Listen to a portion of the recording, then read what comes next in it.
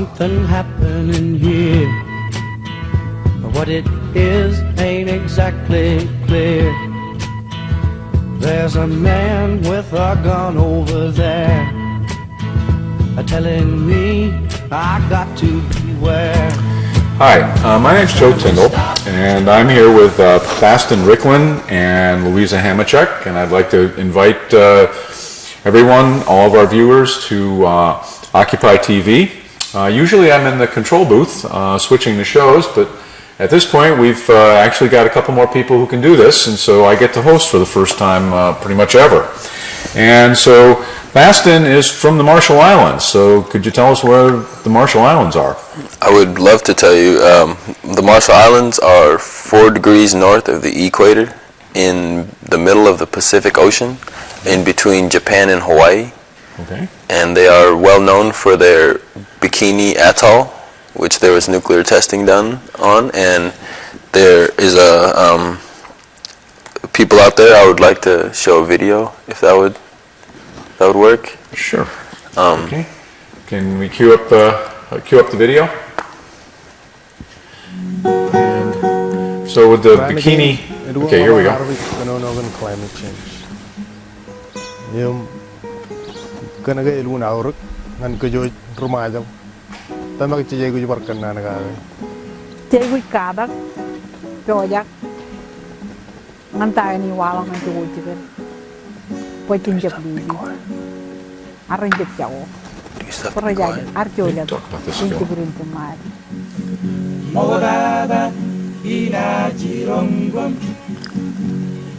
This means our heritage. The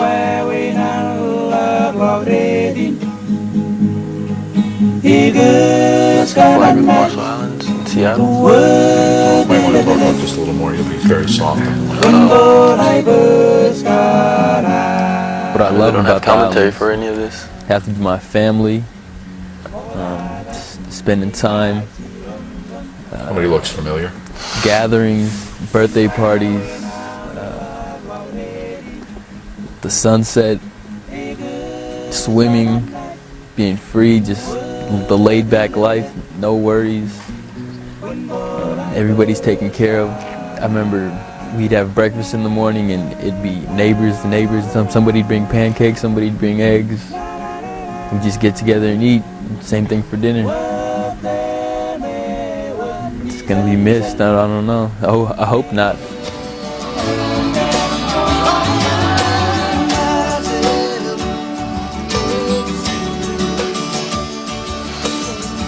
Ukutakin meja toto, macam kan meja toto tak. Ukutakaratin me ini kaman ukutak lo parme orang arami.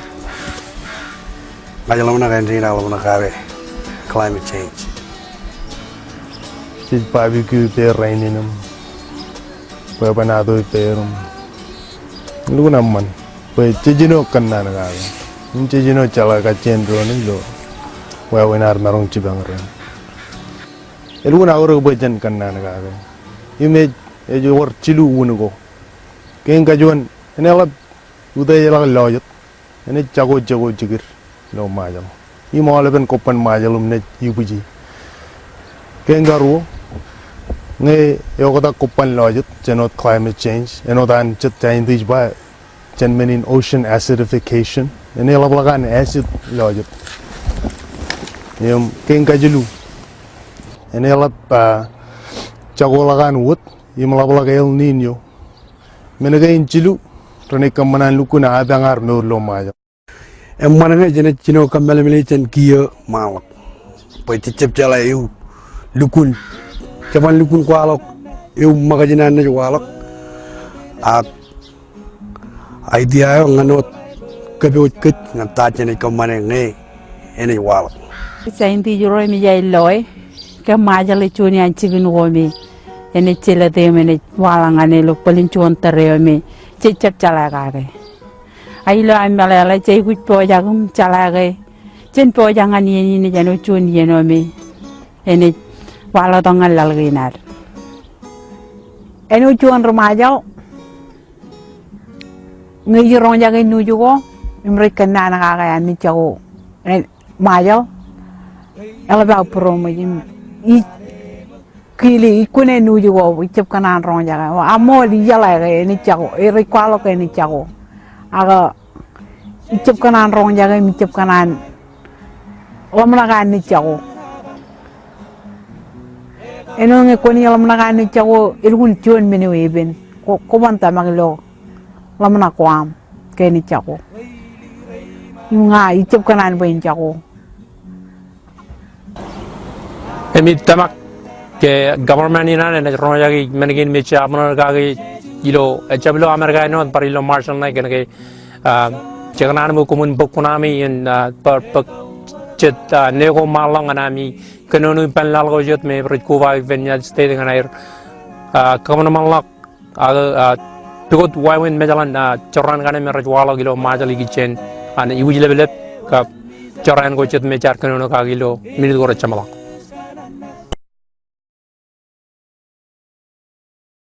Okay, I guess a couple of things. That was largely about the climate change issue, and also when you first brought it up about bikini, most Americans don't know that the term for the bathing suit was coined because the original atoll, which was connected, there was a nuclear test on it that blew the middle away. So it's like we have a top and a bottom, but the middle's been blown away, and that's how the term for the bathing suit came into existence. But let's talk a little bit about climate change for the moment and how it's affecting the islands. I know in the Marshall Islands that the sea levels are rising and the water's becoming too acidic to drink. And it's not just the Marshall Islands that's being affected, it's over 26 different kingdoms in the Pacific, from New Zealand to Midway, from Hawaii all the way to the shores of Indonesia. There's a lot of different cultures and a lot of different people that are being affected by the ocean losing its essential minerals that it's been creating for thousands of years. Those minerals are being depleted out of the air, and they're not in the water anymore, and they're being replaced with chemicals and plastic, and there's a lot that needs to be cleaned up since the 40s, and it's still out there, from the war, from ships, from boats, from fishing. The Marshall Islands is actually a national shark sanctuary, international shark sanctuary. So the whole Marshall Islands territory is shark refuge, and whales and sea turtles and a whole lot of wildlife that they're trying to protect out in the middle of the Pacific. But they can't do it all by themselves, and they need these 26 nations to stand strong, just like the Marshall Islands. And the Marshallese struggle to speak on these issues because they have no advocacy. And I'm here in Oregon trying to put up a conservation center, our island's conservation center, to find legal advocacy for these 26 different nations that they're facing these dire times, and they're needing somewhere to go to relocate their whole culture. Okay, so we have two things: sea level rise and acidification. There's a lot of controversy in the United States about climate change, and huge numbers of people just denying that it's even happening. However, sea level has risen a little bit more than a foot over the past century, and the rate at which it's rising is accelerating quite rapidly. The estimates are that if the ice sheet on Iceland melts, that it will raise sea level by 20 feet, and if the West Antarctic ice sheet cracks off, the part that's over the water cracks off and floats away and melts, that'll be another 20 feet. But most people, in the climate change debate don't understand that if all of the ice melts on Antarctica, that it will actually raise sea level by 260 feet. Wow. And it'll probably take about 1,000 years for that ice to melt. It's going to require a lot of heat to go into it to actually melt it. But we're on our way, but that's so there's sea level rise, and then you brought up the issue of acidification of the oceans. I don't know much about this, and I know that there's El Niños and there's droughts. So because it's not raining anymore, there's no more rainwater, and the plants aren't drinking the same they don't get the same nourishment, and they can't fill their water tanks and drink clean water because they have to drink the water that's coming up out of the wells, and the wells are made of limestone, and the water because it's too acidic and because there's no rain and all of these factors build in and the waters are rising, it creates the plants. The plants are, instead of green leaves, they're yellow leaves, and the coconuts are shrinking every year. And not too long ago, Fiji had to relocate half of its population because of heavy rain, too much rain, which is something that they're looking into. Well, yeah, the whole, let's see, El Nino, La Nina thing is actually about, in the Pacific Ocean, in the southern part, there's this big body of hot water, and it sloshes back and forth over a period of years. And when it's towards South America, we get rainy winters on the west coast of the United States. And when it's in the other direction, the rain falls, you get more monsoons. And what's happened is partially as a result of the planet heating up, that body has gotten warmer, and the period and the sloshing effect has gotten greater. So we're beginning to see droughts and extreme rain periods in the South Pacific alternating depending on where that body of hot water has sloshed to. So it's having that effect. Yeah, this is something I guess I've spent a fair amount of time studying, so you have a little bit of information. But let's talk about the acidification for a little bit, because as the carbon dioxide goes up in the air, a lot of it, penetrates into the water, dissolves into the water, and makes it acidic, which is causing all kinds of problems, as you mentioned. But it also has, it's interfering with marine life, and one of the things is shells, forming calcium carbonate shells, and that's one of the mechanisms that takes a lot of the carbon out of the atmosphere is making shells. But the problem is that if the acidity of the ocean drops by less than 0.1, in other words, acidity is measured on this pH scale where 7 is neutral, and lower numbers are acidic and higher numbers are alkaline. And so going to 7 to 6, if it drops 0.1 more in terms of acidity, then marine creatures stop making calcium carbonate shells. And the sort of bilge pump that's taking carbon out of the atmosphere goes away. And that entire discussion is completely absent in terms of talking about climate change. And it's quite a serious problem. But you're already seeing acidification of fresh water sources on the island, is what you were saying earlier. Yes, and in Palau, I'm sure of it, they're doing a lot of land development. So a lot of the mangrove trees and a lot of the coral limestone beach shoreline is being eroded away because of the higher elevation. They're pushing the land down, and so they're leveling the land and to make golf courses and houses and roads, and it doesn't really work out on the islands to put these golf courses and houses on the roads, but so they level out the land, and the land goes down to the ocean, and it messes up the mangrove trees and their root systems, which messes up the whole ecosystem that lives under the mangroves, which is everything that lives on that beach. And so once again, another environmental disaster being done because some group of people's making a lot of money. That's right. Okay, so that sort of brings us, I guess, into Occupy, doesn't it? So that's essentially what Occupy is about. So any thoughts from either of you about Occupy in general? I feel an excitement as the concept of Occupy travels around the world.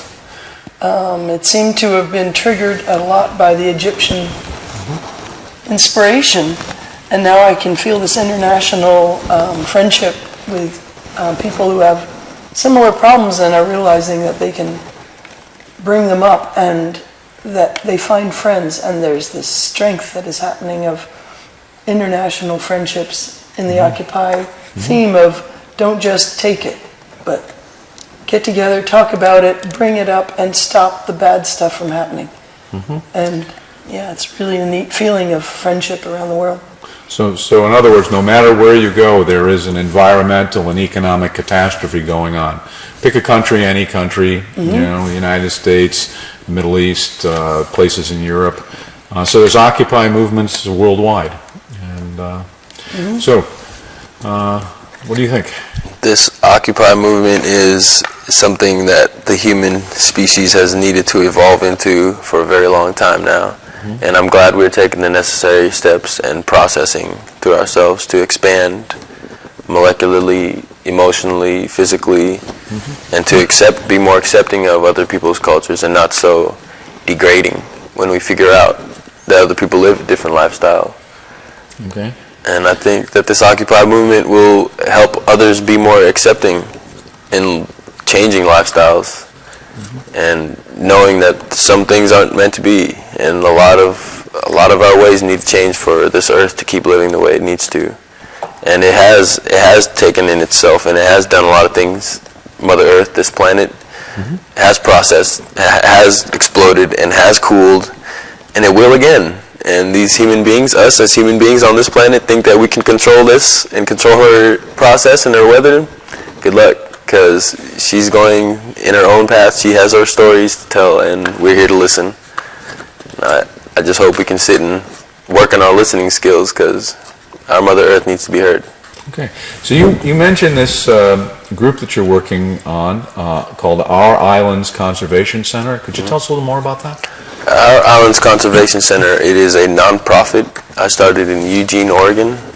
It is me and a partner of mine. We are working very hard with Our Islands Kids Club, and we get kids around the Whitaker neighborhood, and we read stories to them, and we get raw cooking.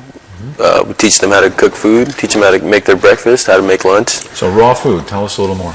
Raw food, it's basically organic raw material out of the garden. Whatever that we plant the seeds, we go and pick them and make them food out of it. Well, lettuce, tomatoes, vegetables, fruits, barely any meat. If there's meat, it's processed and it's nice from local dairy farmers. And so we try to keep them a good diet and teach them how to eat healthy and what raw food looks like and tastes like instead of the conventional. So why would someone be interested in raw food as opposed to cooked food? I think there is a huge difference between raw food and cooked food. Raw food has more nutrients. I feel when I eat raw food compared to cooked food, there's more my body accepts and processes, and I feel a lot more energetic. Like I can compare the difference between eating 2 apples and drinking a cup of coffee. I've done this, so eating 2 apples, I'll feel energy for 6 hours, and I'll be on good mood and everything's vibing. But if I drink a cup of coffee, it's an hour and a half I have energy, and then I'm crashed. And I'm sure we can all share in that experience. And not many people know that 2 apples is the same caffeine as 1 cup of coffee. So I didn't realize apples had caffeine in it. I'm not sure if it's caffeine. Maybe it's Sugar. You get some sugar to power you around. Yeah. But yeah, I mean, in terms of, people talk about vitamins and minerals. Minerals, whether you cook it or not, you have the same material in. I mean, it's phosphorus and potassium and various different zinc and manganese and selenium and all of those minerals. You'll have the same amount whether it's cooked or not. But in terms of other chemicals, they're a little bit more complex. A lot of stuff does get oxidized pretty badly when you cook it. So you lose, any omega-3 that you might have, any omega-9 is going to disappear, and a lot of vitamins and stuff are going to disappear. So, any thoughts there? Raw foods, eating good. Islands. Every time I go to islands, people live a fresh life with the breezes and the oceans and the waves, and there's always fresh fruit and fresh fruit from the trees that you don't cook. If you cook something, you have to get propane. Propane comes from the evil empire. Or you have to even put sticks into a fire that makes particulate and other kinds of global warming problems. So actually eating raw food is a way to help stop climate change. Yeah. Well, actually, just eating lower on the food chain helps. And raw food reduces the amount of cooking, so there's an energy impact there. And again, if you think about, it takes 10 pounds of grain to make a pound of beef, and how many thousands of gallons of water to produce that pound of beef. It's quite a serious impact on the planet. Okay, so a little bit more. We sort of had a start on the discussion on your conservation center. Any other thoughts about that? Our conservation center is located downtown Eugene. We have an office in 120 West Broadway, if you ever wanted to come visit. We're letter writing to key representatives about key local issues that affect Eugene and Oregon and international. So generally trying to raise awareness about the islands in general. We're literally trying to achieve legal advocacy for the population in the middle of the Pacific that cannot find translators to read their legal documents for them, so they can get into the States and receive the medical treatment that they wish to acquire here in the States or on their homeland, which there is none on the homeland. And it's not going to be there much longer due to these issues we're talking about. And so projections on how long do you think it'll be at this point, best guess, before the islands get flooded? My best guess is within the next 50 years. 50 years. Within 50 years. About my understanding of it. Greenland and the West Antarctic ice sheets are going pretty quick. So probably 50 to 100 years, we'll be looking at least a 20-foot rise in sea level, essentially by the end of the century, and considerably more following on. Okay, so back to Occupy. I guess you've been involved with Occupy locally in the Eugene area. And is there an Occupy movement in the islands? Since the 40s. I'm not sure about current date. I don't know if they're able to hold and protest the same way they do here. But I'm sure they're here in spirit. Yeah, you had a second piece of video. I did. I guess you want to play that and then we can talk about that? And also, when you say since the 40s, I know what you're talking about, but maybe you should explain that occupation. So the Bikinians on Bikini Atoll in the middle of the Marshall Islands, a little bit north of the Marshall Islands, the United States Navy decided to the Japanese military decided to fortify this island, and the U.S. Navy with the UN saw that the Japanese had broken their treaty by fortifying this island. So the U.S. came and bombarded most of the Marshall Islands and took this Bikini Island and went to the Bikinian chief and asked him for the betterment of mankind if he can use this island to test atomic theories on. And the Bikinian chief, not knowing this is his first experience of an American on his shores, his whole heart, he said, "Do you need this for your testing? You can have it. Just make sure you give it back to us." I'm pretty sure I can quote that. That's what he said. Yeah. And they were told to gather all their things and put it on the boat, and they would be taken to another island where they can live for a while, and the U.S. to take care of them and give them medical assistance and food and housing. They got to this island, and they had to wait 2 weeks to receive their rations. And this whole time on the island that they just left, there's over 67 nuclear tests, above ground tests happening. Yeah. Depleting, vaporizing, disintegrating, taking apart, blowing up, test after test after test. There's one test,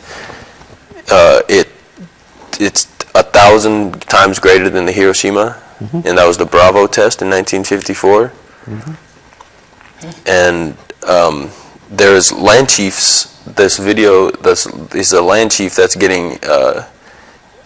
He occupied his islands in the 80s because there was a land agreement, and they were supposed to pay. The United States is supposed to pay the land chief for the United States to own and rent his piece of land, and the land agreement they didn't meet up on it. They didn't agree, So the land chief decided to occupy his land back and let his people live on the land that they're not paying for.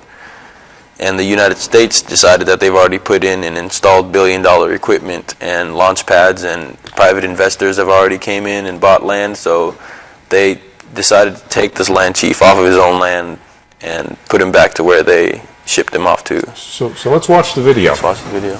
Okay.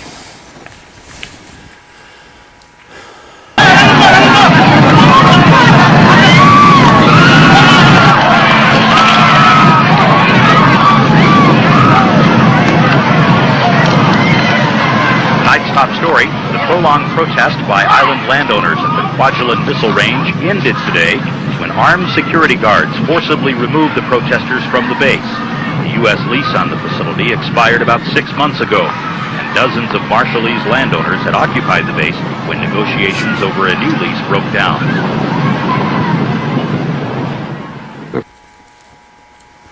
So I guess they taught him a lesson. Jeez. Him and his children. Yeah. To never come back on United States military property.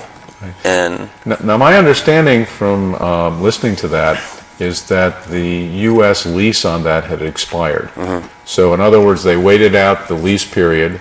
The lease was not renewed, and they were not making payments anymore. And so he went back to reoccupy the space that was his originally. That and so this was the result of that. Okay. Any more thoughts on that? I really want to find legal advocacy for that chief. Yeah. And I really want my people to be heard and their culture. In these 26 kingdoms in the middle of the Pacific Ocean, they have cultures and traditions and dances and luau's and barbecues and things that need to be seen and felt and expressed and accepted.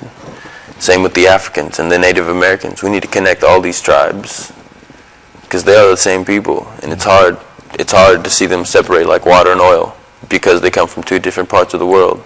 So you're sounding like someone who's part of the 99%. Just let us live our lives. Right. Okay. I mean, let's take it from the perspective of the 1%. Right. I mean, how come you're not working in their factories to make stuff so that you can earn money to buy it from them so they can get rich? I mean, what is wrong with you that you don't think that way? I walk barefoot all the time, and I grow my hair out, and I'm a rebel by all means. And if this system decides to put me in a 9-to-5 job, I'm going to burn this building down because these people don't need this 9-to-5 job. This ground needs to be back to the way it was, and this concrete needs to be broken up. So in other words, life was going on pretty well before the Japanese and Americans showed up, and people were feeding themselves, and they had a society, and were living good and decent lives, and then all of a sudden they got invaded. Okay, and so you're saying, excuse me, enough of this invasion stuff? Is that kind of how I'm hearing it? Yep, I want to bring back the seeds and the roots, and see if we can plant and grow birds and turtles. Yeah. Because they need it more than we do. And it's hard to be so egotistical about all of this, and humans and humans and humans. What about the trees? And what about the plants? But where's your sense of vision? I mean, don't you just see miles of luxury condos on these pristine beaches? I have seen miles of luxury condos on these pristine beaches, and I have sat on those golf courses that only 5 people can play on, while on the other side of the fence is 25,000 people that cannot touch this golf course. Yeah. I remember seeing that. It was quite stark. In the early 1980s, I went down to Peru, and they took us on a bus tour, and there was a wall, and on one side were these luxury, up the side of the hill, these luxury houses, great view, swimming pools, the whole thing, and on the other side of the fence, there was literally tens of thousands of people living in these tar paper shacks, between the haves and the have-nots. And it's been going on for a long time. I mean, when you stop and think about it, it's about 12,000 years now. And because that's the first, prior to 12,000 years ago, our ancestors were all hunter-gatherers. And then at 12,000 years, we see the first evidence for agriculture and animal husbandry.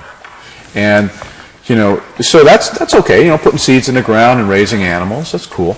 But what happened is within a couple hundred years, everywhere around the world that happened, suddenly there emerges a king who owns everything and slaves who own nothing. Okay. In other words, once you have permanent settlements, now you can have surplus wealth, and the question comes down to who owns the surplus wealth. And that's essentially what's going on still today, 12,000 years later. And we find, when that originally occurred, we find the origins of three groups. The army, and the purpose of the army is to protect your kingdom from the next guy who wants to come in and take your land and slaves. Okay, and if your army's big enough, you can go beat the other guy up and take his land and slaves. Okay, so we have the arms race begins 12,000 years ago.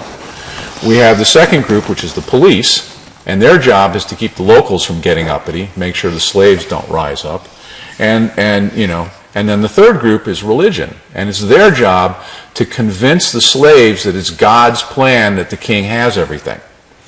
Okay, so is today, 12,000 years later, any different? Fundamentally, it's like we beat them back for a while, and then they keep coming at us to take more, and then we beat them back a little bit, and they keep coming back, and it's all about the 99% just living their lives, okay, versus the 1% who, thinks you should be working for me because I'm better than you are. Okay, so enough on that nonsense. Okay, Occupy, and now I guess we got a couple things. You guys are going to be going up to Washington to talk to, I guess, to Hanford. Could you tell us a little bit more about what all that's about? I'd like to talk about it. With Nuke Info Project, we have been connecting the dots about the Columbia River Basin stewardship and the radiation dangers posed by Hanford nuclear bomb factory, and now there's a nuclear power plant that's been operating since the early days of the bomb factory. The bomb factory shut down at Hanford, but this nuclear power plant is still operating on the Columbia River, and like Fukushima, it's due for a very large earthquake. The subduction zone earthquake is expected anytime in the northwest. And this nuclear power plant poses a danger to those that are downwind of it if it has a meltdown like Fukushima had. The fuel rods in their cooling chambers get broken and the systems break down. They're not kept cold, and they melt down, blow up. They had an explosion at Fukushima. That's expected that all that might happen at Hanford. And then there's about 9 tribes of native people that surround Hanford within probably an hour's drive of Hanford. Okay, so let's talk about Fukushima for a second. Okay. Okay, there's probably people watching this show who don't know what Fukushima is about. All right. So what's Fukushima? Okay, a year ago, 3/11, March 11th, the earthquake happened in Japan. That's the one with the big tsunami? And it had a big tsunami. Yeah. And there were coastal nuclear power plants in a complex at Fukushima Daiichi on the north shore of Japan.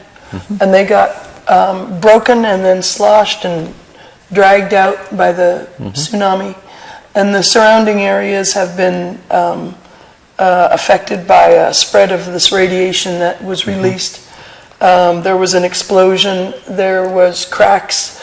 The Pacific Ocean has been dosed with a huge amount of radioactive fluids, and it turns out that they were, for some reason, burning plutonium, a bomb material that is the most dangerous toxic material man has made. Any speck of it will keep killing wherever it goes and continue, and that was released into the Pacific Ocean a year ago. It's interesting because some people consider plutonium to be, they call it nuclear bonus material. It's actually fissionable also, and so the industry likes this concept of mixed fuels. But there's a couple of problems with plutonium. One is that it can be chemically separated, and you can use it to make a bomb. The thing is that bomb making technology is pretty simple. I graduated from MIT back in the 70s, and they basically say that anyone who makes it through the physics track at MIT, which is everybody because you're required to take 7 terms of physics by the time you get out of there, that anyone who makes it through the physics track at MIT knows how to build a bomb. So yeah, if you want a bomb design, yeah, how big a yield do you want? I mean, it's yeah, the physics is well understood. You know, there's a lot of people who understand how to do that, but there's a lot of other people who don't understand the science, and that's one of the big problems in America, is people just plain don't have the science background. Very few people really study science to any meaningful degree. But the problem with plutonium that makes it so toxic is that it's an alpha emitter. Now normally, if we had a piece of plutonium sitting right here, I could put a piece of paper here and it would block the alpha particles from coming through. But plutonium also burns on contact with the air, and so it becomes an aerosol, and if you breathe it in and you get it in your lungs, there's no piece of paper separating you from the plutonium that's sitting in your lung emitting these alpha particles. And what an alpha particle is it's the nucleus to a helium atom. It's 2 protons, 2 neutrons. And it gets ejected with enormous force and just basically plows through the chemicals that make up the cells, okay, in your body. So that's where you get so much damage. And you wind up not just it having a toxic effect in terms of local damage, radiation damage in a specific area, but it also messes up the DNA, because as the released particle plows through, it just breaks all this stuff apart. And so that's where you get mutations, and I mean there are repair mechanisms in cells for the DNA, but once it's damaged, the chances of it going, so brutally, the chances of it going back together properly are not great, and so you do wind up with a substantial number of cancers. Yeah, so there was 2 things, the cancers and the mutations. Yeah, same basic process. Children of the people who had this blast could have birth defect children, and they themselves might get cancer. Yeah. See, I mean, once it drops through, I mean, if you ingest it, okay, it will, I mean, your body basically says, oh, there's a heavy metal, I may need that for something, so let me concentrate that, let me pull it out and absorb it. And it winds up, showing up, or, you do kind of concentrate it in certain tissues, and it does wind up in the ovaries and testes, and does cause a fair amount of mutagenic effects, in other words, children born with defects. We use that word. Thaston should talk about that, about the islands from the bomb tests. Please. I am here with Louisa, because Louisa talked to me about connecting my grandmother to the Native American grandmothers. And my grandmother, she did a lot of volunteer work for a nonprofit on the Marshall Islands called Arele Museum. Okay. And this museum held a lot of cultural history. But what it didn't speak on was the radiation victims. Right. And there was no exhibit for the nuclear testings. And there was no education about how to be treated or where to go get treatment for this. Right. And I know that there's a lot of evidence and there's a lot of testimonials and a lot of stories that have been documented since the 40s and 50s about women giving birth to jellyfish babies and mothers not knowing how to handle it, to the point where the whole culture has to make a new language to deal with this. And I know that those experiences still live to this day, and they still speak on them in this language that they've created. Yeah, I noticed in that first video that you guys don't have a native word for climate change. It's like you picked up the English word, and there were a couple other cases in that video where that was the case. So in other words, you've had to add, new concepts to your language because you haven't had these atrocities show up previously, so it's not part of your culture. Right. Interesting. Interesting how that works. And Fukushima has raised the radiation level of the Pacific Ocean, and it is still leaking. It has not been stopped, and they've discovered that the fuel rods got moved, that were in storage during the earthquake. And they are realizing just recently that there's a critical mass, meaning you can probably explain critical mass better, but they're so close together that there's danger of another meltdown right now, a year later, at the site. And nobody has figured out how to how to repair the damage at Fukushima. The surrounding dirt and the countryside, the plants have this radiation. It is traveling in gravel out to other places that got sold. It's spreading out around Japan right now. And the Pacific Ocean is our same Pacific Ocean, and the debris from that tsunami has been arriving in the last month in Oregon, on the shores of Oregon. So it's made the circle around the Pacific Ocean, and that debris also means the radiation has now hit the Oregon shores. And Hanford is on the Columbia River, and in a short time the waters of a broken Hanford nuclear facility would go past Portland and out to the sea in Astoria, and again add to the international issue of what right do we have to ruin the planet's water. That will go all around the world. I guess we talked just briefly about plutonium. The main fissionable thing that you start nuclear energy with is uranium-235. Okay, if it captures a neutron, which it does pretty regularly, it'll do an alpha decay to a neptunium, another alpha decay to a plutonium, and so that's one way that it goes. But in turn, that's changing elements from one to the next. So U-235 or U-238 rather, if it picks up the neutron, does those two and goes to plutonium. Now plutonium is also fissionable, and when you fission, what you do is you break it into pieces, and a lot of those pieces are unstable. Iodine, radioactive iodine, cesium, strontium, those kinds of things, and they're very energetic. And the problem is, if you have a heavy or a high-level radioactive piece, the emissions here will do serious damage. If we had a piece of spent fuel rod sitting here,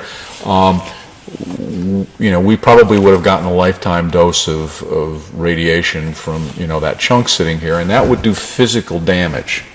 But the problem is when these materials escape into the environment and they wind up getting concentrated in the food chain and then ingested, not only by people, by animals, because most of the animals are being raised for food, and so now what you've done is you're concentrating it through the food chain. So people at the top get a lot more. So okay. Fun. That's my alarm. Oh, it is. That's your phone. Okay. So let's talk past it. It'll finish. Cell phones. Okay. Does get your attention, doesn't it? Okay. So the thing is that we have areas in the United States. Hanford is pretty heavily polluted. You can take a Geiger counter around most of the surrounding area and pick up considerable background radiation. So again, we have the risk of that reactor being subjected to an earthquake like the one in Japan, causing the problem. And what other issues are? Well, one thing is that reactor is up for its 40-year relicensing this year from the Nuclear Regulatory Commission. And for some reason, Obama has been supporting nuclear power after he said he was going to shut it down. So he totally flipped. We cannot trust him. There's a new reactor. Are there any other things he's flipped on? Well, he's ending the war. Right. Single payer health care, what else? But yeah, and so then again, you got one hand, you got your Obama, and then you got your Romney, Gingrich, and Santorum. Okay, that's a pretty grim choice. And I think that at the election time right now, people should really bring up the subject of, are we going with nuclear power or not? Yeah. bombing other people? Are we doing above ground testing? Are we doing underground testing of atom bombs? Because the population has been scared to death to bring it up because of Homeland Security, because it's terrorism. And so we've been numbed down to say that's just for the scientists to know about. Why should we ask? And if we ask, we'll be on a list and we'll get in trouble. I would like people to please bring it up and hold all of these, and tell the people, the candidates, that they won't vote for anybody who promotes nuclear power and weapons now. Okay, so this all sounds pretty paranoid. I mean, if you speak out, Homeland Security will get you. Yeah. So, I mean, is it really being paranoid if they're actually doing it? Well, it maybe comes back to Eisenhower saying, beware of the military-industrial complex, as he headed out saying, I don't know what to do with this. I don't know who's running this place. You know, the president themselves sometimes are kept in the dark so they don't have to bother their silly little minds because there's somebody else who wants to bomb someone else. And there's this large drive for having the bomb, nuclear power. But Iran, the whole thing is about whether they're reprocessing and they're making the bomb. But is that the real issue? Okay, I mean, why did we go to war with Iraq? Oil. What? Oil. Oil, yeah. I mean, there's people who are going to, you know, Iraq claimed that it had 300 billion barrels of oil reserves. Okay, at $200 a barrel, that's $60 trillion of profit on easily pumped oil. Okay, how many people would you kill? How many lives would you engage in? The whole world. In order, to get your personal share of $60 trillion of profit. Okay, now we're looking over at Iran. Okay, do we have the same problem? They don't have oil as much. Iran doesn't. Iran's got oil. Okay, and in huge amounts.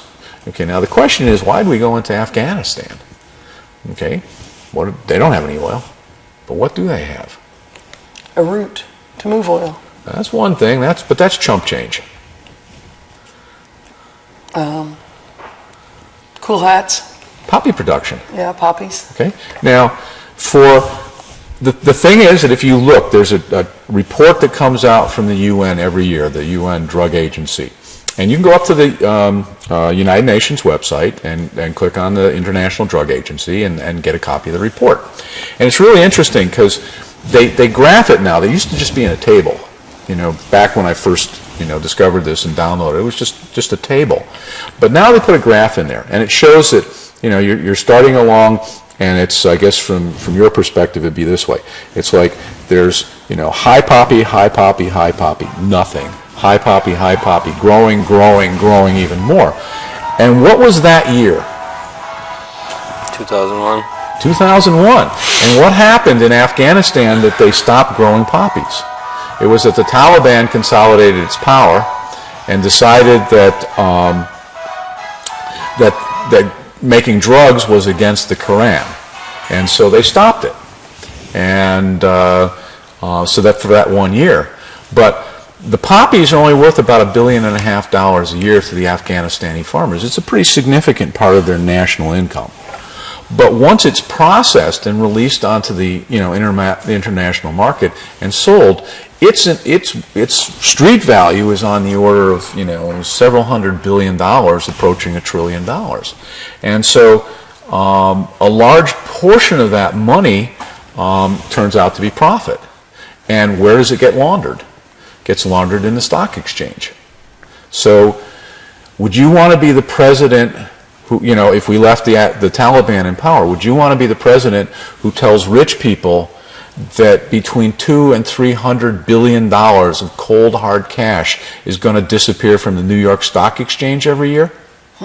Okay, so like maybe oil in Iraq, oil in Iran, and drug profits in Afghanistan. I guess we need to occupy those places to make sure that the 1% is getting their money. Okay, so one more time we've stumbled across a 99% 1% issue, and so we've got Iran, and we've been making the case that they're building nuclear weapons, but there were no weapons of mass destruction in Iraq. Okay, now even people in the Tea Party are finally beginning to say, oh yeah, I guess there weren't any weapons, and we went in. And Saddam Hussein was not in cahoots with Osama bin Laden, and people are going, oh yeah, well maybe he wasn't. But we're there now. Okay. So, I pontificated long enough. Why don't you guys start talking? Well, there is a little connection of that about the depleted uranium also. And Veterans for Peace has gone with us to hearings at Hanford about the waste material from the making of bombs and the nuclear fuel rods creates this 99% leftovers, which is being used to shoot into other countries of Iraq, Bosnia, Afghanistan, the bunker busters, and that is making this radiation spreading around the world in this microscopic ceramic dust that goes into our blood system and into parts of our bodies and into plants. And that's not right, and that is our military again, spreading these radioactive particles and ruining the planet. Well, radioactive particles, I mean, there is some residual radioactivity in the heavy impact devices. But depleted uranium, it's actually it's in average ore, it's 0.7% is fissionable material, and you have to concentrate it. So the 99.3%, 0.7 is fissionable, 99.3% is non-fissionable material, but it's very heavy. Okay, so you can make these projectiles that have enormous amounts of mass. In other words, if this cup, which weighs well under a pound, were made of plutonium, okay, it wouldn't weigh a pound, it would weigh probably 50 or 60 pounds. Okay, so the thing is that you can make these really massive projectiles that will penetrate armor. But the problem is that it leaves all of this U-238 float, sitting there, and that's it doesn't sit. It's a very fine dust in the air. Yeah, and that's part of the problem, because you ingest that stuff and it concentrates, and it has a toxic effect, a huge toxic effect, and that's part of what people are looking at for Gulf War syndrome, with the veterans having pulled this stuff in.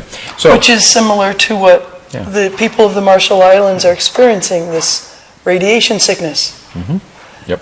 You get lethargy and tired, and your body is trying to work while half the cells are ripped apart.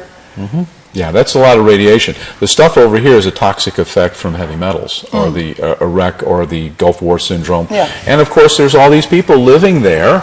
Okay, I mean, we talked about Agent Orange and American veterans, but there's Agent Orange with the people living in Vietnam, folks. I mean, it's a problem for the Americans who came back, but what about the people who actually live there? We have depleted uranium as a problem for American veterans. What about the problem for the Iraqis who are actually living there? I mean, what is it about our mentality that we can't wrap around somebody else's point of view? Like Concord, Massachusetts, where the revolution began, is got a depleted uranium factory in that town that is now a Superfund site in this quaint little preppy town outside of Boston. I used to go square dancing there. At the Scout House. But to think that was allowed by the 1%, that it was a surrounding town of the Blue Bloods of Boston, and yet they didn't even know that right in their own town was this factory making weapons to sell, and it's an American industry to sell our nuclear waste as weapons to other countries around the world. So there should be a ban on depleted uranium, but an international ban on the use of that.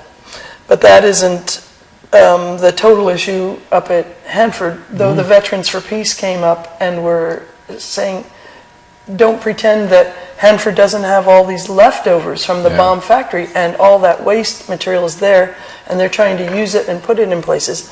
Heart of America Northwest, this watchdog group that's watching the waste cleanup from the bomb factory at Hanford, caught them last March. The Department of Energy was running plutonium, burning it right there at Hanford, the same that was caught at Fukushima, that was the same fuel, and they were trying to do it without permission and without public knowing it at Hanford in the Columbia Plateau, downwind of all the tribes, and Pendleton and Spokane and Yakima, and these major cities are right there. It's very dangerous and unfair. They got caught, and sued by Heart of America and the state of Washington. Yeah. So they can't do it. Yeah. Well, I wonder, why did Fukushima have that? They don't have atom bombs. How did they have plutonium? Because it's a product in spent fuel, and you can reprocess it to make more fuel. Okay, so you can make, see, a nuclear reactor just makes heat. And so you can make heat by doing fission, you can have heat by decay products of, you know, of the fission itself is radioactive, putting out heat. So it's just a matter of providing a heat source. But we've only got a couple minutes left, so you guys are going up to this action for the anniversary on the Fukushima thing. So let's talk about that for the remainder. Okay. There's going to be a ceremony at the gates of Hanford. Okay. At the gates of the nuclear power plant. We're having arrangements made with Homeland Security and the Richland, Washington police to have a site for a gathering of the Marshall Island people coming with Thaston.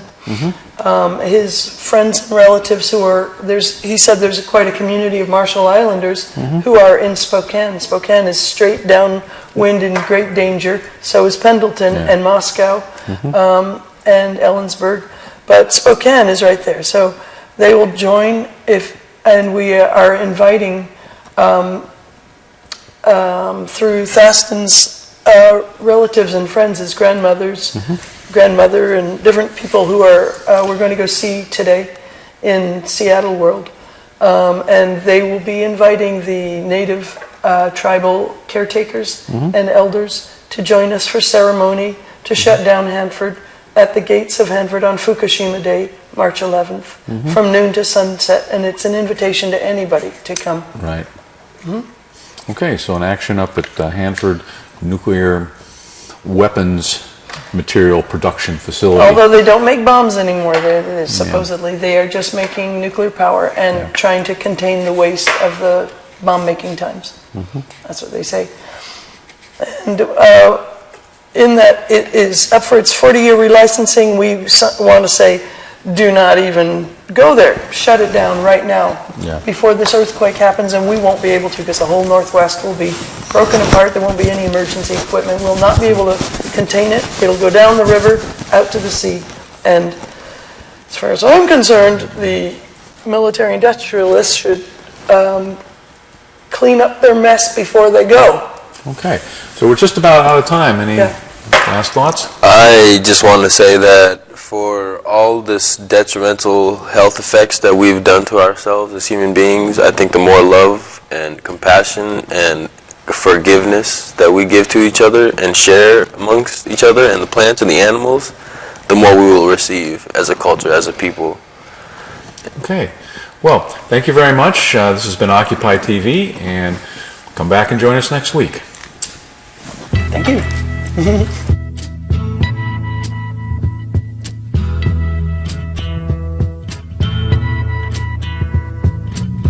There's something happening here, but what it is ain't exactly clear.